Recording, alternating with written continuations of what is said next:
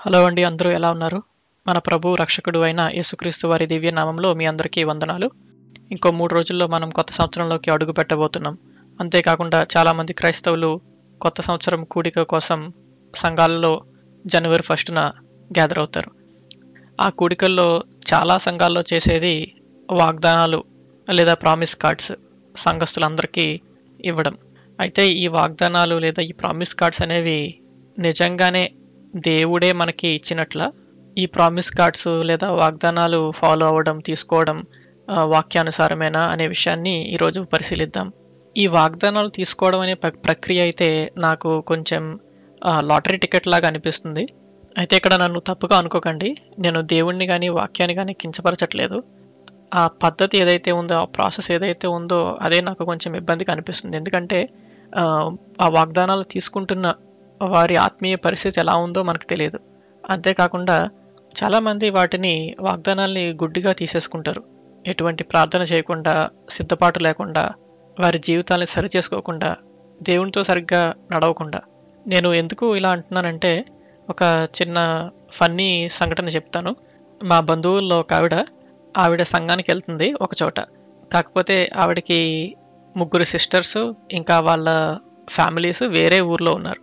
అయితే ఆవిడ ఊర్లో సంఘానికి వెళ్తుంటే న్యూ ఇయర్ డేని సంఘానికి వెళ్ళి వాళ్ళ చుట్టాలందరికీ ప్రామిస్ కార్డ్స్ తీసుకుంటుంది.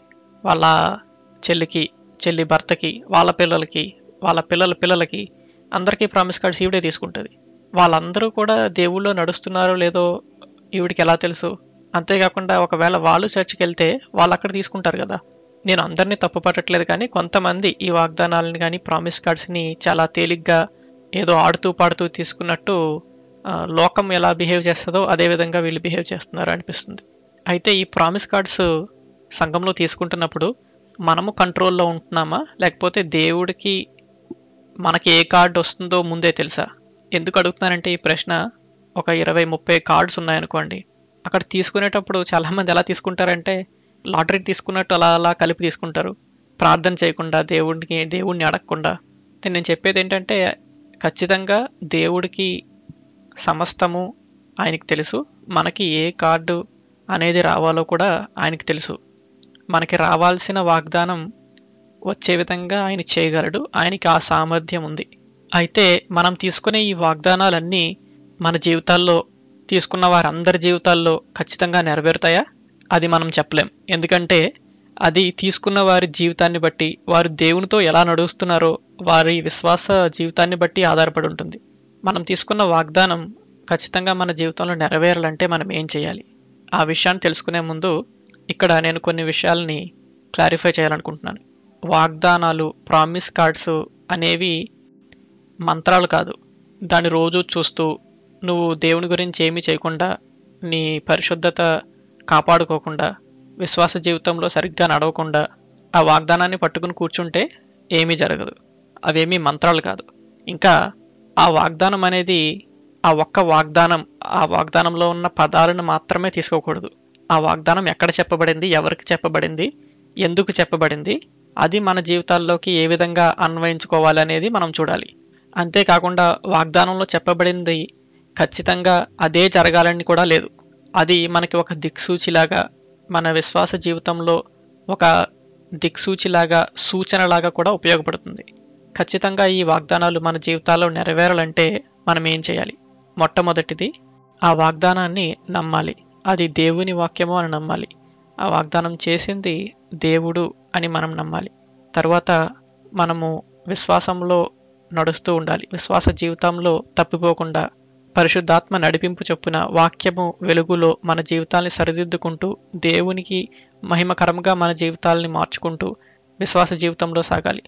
అప్పుడు దేవుడు ఆ వాగ్దానాన్ని మన జీవితాల్లో నెరవేర్చగలరు. చివరి విషయం ఏంటంటే, ఎప్పుడైనా మీరు అబ్జర్వ్ చేశారా?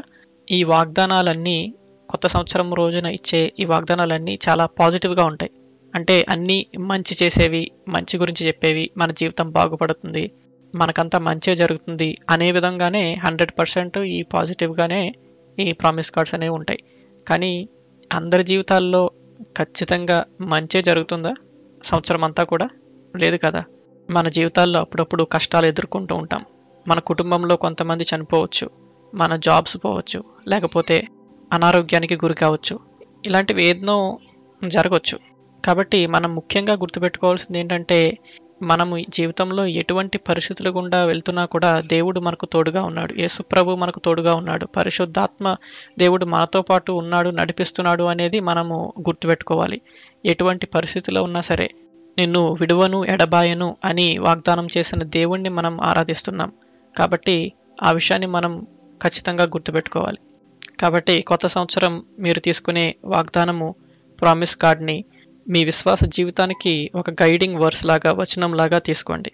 దేవుడు ఆ వాగ్దానాన్ని మీకు ఇచ్చారని నమ్మి విశ్వాసంతో దేవునితో నడుస్తూ దేవునికి మహిమకరంగా కొత్త సంవత్సరం అంతా కూడా మీరు నడవాలని, ఆ దేవునికి మహిమ కలిగేలాగా మీ జీవితాలు ఉండాలని యేసుక్రీస్తు వారి నామంలో కోరుకుంటున్నాము, ప్రార్థిస్తున్నాము. ఆమెన్.